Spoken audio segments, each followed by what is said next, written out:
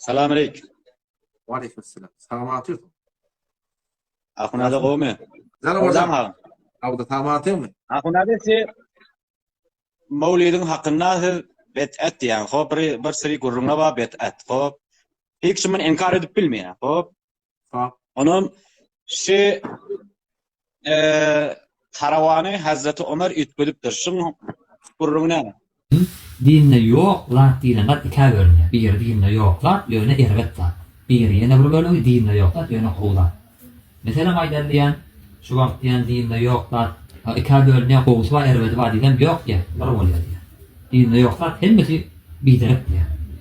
Son tapılanları getirmeklik, biderek diye ayet yani. Öyle biderek diye ayet diyen olsun onda, son tapılanlardan kovuz irvet yok da her sözü düşünüyorsan, yok ya, diyeni düşünüyor. Son tapılanlardan kovuz irvet orada diye, hemmeti biderek diye. Ne için onda Hazreti Ömer diyen, Taravana namazı hakkındaki gurrundu, hadisine getiriyor. Ni'mel bid'alet getiriyor. Beh, yaman kovsan tapılanlarda diyor ayet ya. Taravana namazı cemaatlerini okumarlar. Yok. Muhammed Aleyhisselatü Vesselam doğrunu yok da. Sahabenin doğrunu da geliyor da. Taravana namazı cemaatlerini okumarlar. Yok. Muhammed Aleyhisselatü Vesselam doğrunu yok da. Yok. Sahabenin doğrunu da geliyor da. Sonra Hazreti Ömer şey diyor. Beh, bu son tapılanlardan kovduğuna diyor ayet. Ha, onda son tapılanlardan kovduğuna herveden bağlı onu diyen. Onda şu yerde diyen son tapılanlardan kovduğuna herveden yok olayan olsa. Onda Hazreti Ömer'in bildirek mi diyen. Ya Taravan Hazreti Ömer itiyor da ne? Resul Aleyhisselam 3 gün Taravan'ın cemaat ofettir. 3 gün Taravan'ın cemaat ofettir. 3 gün okuyanlar sahabada geri verdiler. O zaman Allah Tebarek ve Teala adet şeyde diye ki ummet burada kaim tutsa Allah Teala ummete farz et diye. Peygamber Aleyhisselam da şundan korkup öldüğünü okuyun gitti. Her kim yeke okuyun gitti Taravan'ı. 3 gün Taravan cemaat var diye. Sonra Peygamber'in takip dünyada gitti. Peygamber'in cemaat etmiyor sahabada bile. Sonra yeke okuyor diye. Hazreti Ömer vaktinde de şeyde. Cemaat et diye yeke okuyor. Şaşırıyor yani böyle bir Hazreti Ömer vaktinde şu barımka. Hazreti Ömer geliyor Peygamber'in Nebi'ye orada tabi cemaat okuyup iptal bir şu ki farz olanlarını korkmaklık bana Peygamber vaktinde. Şu ayrılıptır. Şu Peygamber'in tünde diyemedim zahide getirdi. Yani cemaat edin. 20 rekatlı bir ezma vaktır. Hazreti Ömer'in edenişi şu Peygamber'in eden sünnetini ki bir dağıt direktiki farz olanlarını korkuptur. O farz olanlarını ki imkan kuran ayrılığına çok Peygamber'in tündeden gitti. O korkuda ayrılığından giden de şu cemaatiye mesela zahide getiren adam. Ciddi direkt yaptırır. Hiç de edafi olmayıp şu an. Üçgen yeri yok. Aynısı cemaat. Şu 20 rekat, şu 20 rekat. Hiç üçgen yeri yok. Uçak 8 rekat atmıştık diye. Ne 20 rekat korktur diye. Yok. Taravan hakkında da öyle muhtelif rivayetler var.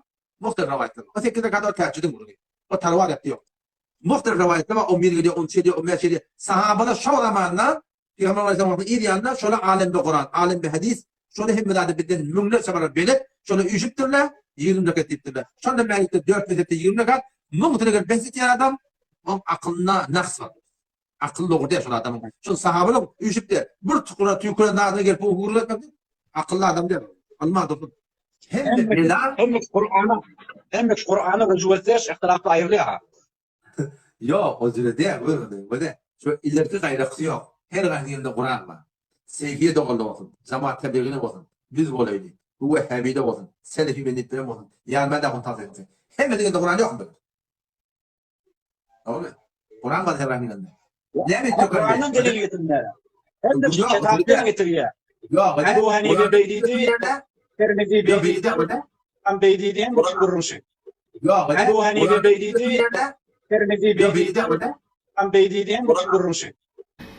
Selamullahi Teala aleyküm ve berekatuhu. Aleykümselam. Han olan kavum. Selamatüm. Elhamdülillah maşallah tabarakallah ve umume. Molam burada da aydeyin. Aslındaki yekilikte sana ait mola onu yöne şu eşittir ola var. Salami okurup vermek sünnette de salami adından esselamu aleyküm.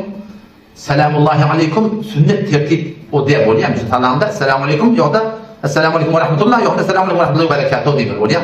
Millet tercüne ama belli salam verin oluyor. Yok tercüne azidet bolya yani ben de delilim ben onun son sonyarak yağdaydı forumda veriyor. Yani Tirmizi'den dağıtın rivayeti var. Ben Tirmizi'den dağıtın rivayeti var. Ben tanıyan mağul derdim. Sen tanıyan, olarak sen tanıyan Tirmizi bana sana deliller. Hadis bana sana deliller. Hadis olup bana delil ki Hanefi mezhebi muhaddisleri şundan aydan olsun. Kur'an olup bana delil ki şu muhteber müfessirler mesail fıkhi olsa Hanefi mezhebi ulamadan aydan olsun.